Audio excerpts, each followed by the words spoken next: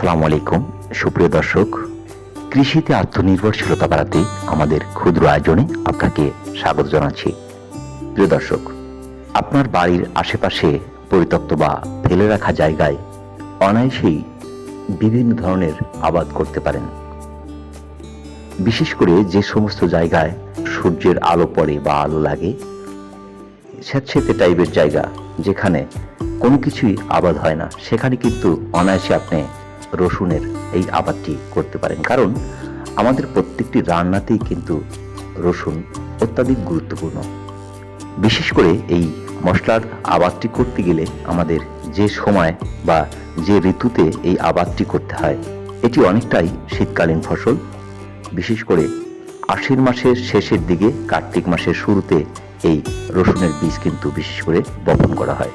অর্থাৎ কার্তিক মাসে যখন বর্ষার পানি নেমে যাওয়ার সাথে সাথেই কিন্তু এই বীজ বপন করতে হয়। রসুনের আবাদ করতে গেলে তেমন কোনো কিছুরই কিন্তু প্রয়োজন হয় না। ভেজা স্যাঁতসেঁতে মাটিতে চাষ ছাড়াই, এক কথায় বিনা চাষে রসুনের আবাদটা কিন্তু অনেকটাই সহজ। কোন প্রকার চাষেরই প্রয়োজন নেই।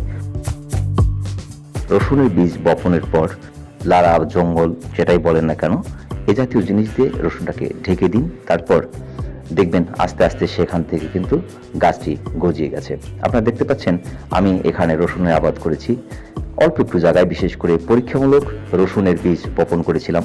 এখানে কিন্তু কোনো প্রকার সার, কীটনাশক, এক কথায় রাসায়নিক সার, কীটনাশক কোনো কিছুই কিন্তু ব্যবহার করেনি। এখানে মূলত আমি কচুরিপানা উঠিয়ে রেখেছিলাম। এটি যখন পচে মাটির সাথে মিশে গেছে, দেখতে পাচ্ছেন মাটিটা কিন্তু একদম একটু কালো কালো, অর্থাৎ সার কিন্তু রয়েছে। বিশেষ করে সেই কচুরিপানা পচে মাটির সাথে কিন্তু মিশে গেছে, যার কারণে কিন্তু এখানে আমি কোনো প্রকার রাসায়নিক সার বা কীটনাশক কোনো কিছুই ব্যবহার করিনি। তবে মাঝে মধ্যে একটু করে পানি দিয়ে রাখছি, মাটিটা ভিজা ভেজা অবস্থায় রাখছি।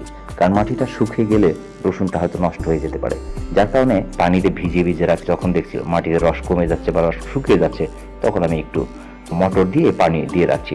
পানিতে একটু ভিজিয়ে মাটিটা একটু স্যাঁতসেঁতে বা মাটিটা একটু ভিজিয়ে রাখছি, যাতে রসুনটা ভালো হয়। বিশেষ করে রসুন কিন্তু পর্যাপ্ত পরিমাণে পানি শোষণ করে। যদি মাটিতে পানির বা রসের সংখ্যা কমে যায়, তাহলে কিন্তু রসুন খুব একটা ভালো হবে বলে আমার মনে হয় না।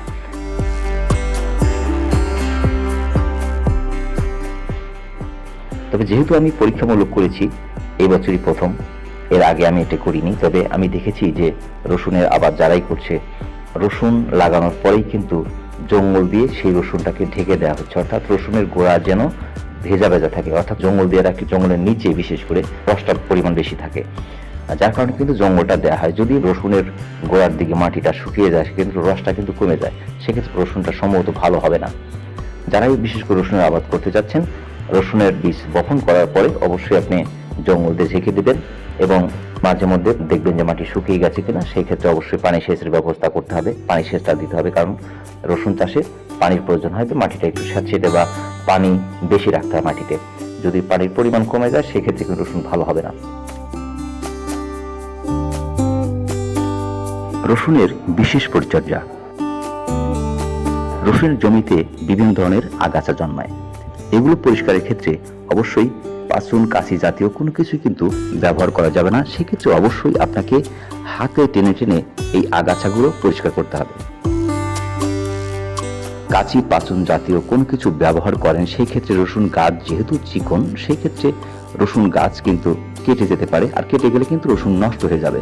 যার জন্যই বিশেষ করে খুব সাবধানতার সহিত এই আগাছাগুলো হাতে টেনে টেনে পরিষ্কার করতে হয়। আপনি চাকরি অথবা ব্যবসা করতে পারেন। সকালে ফজর নামাজ পর আপনার হাতে কিন্তু কিছুটা হলে সময় থাকে।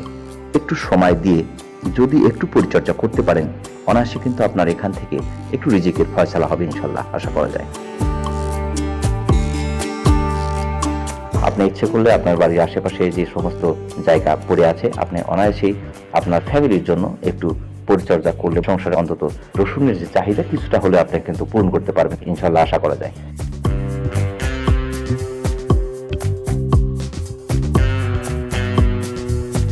আজ এই পর্যন্তই। আগামীতে আবারও দেখা হচ্ছে।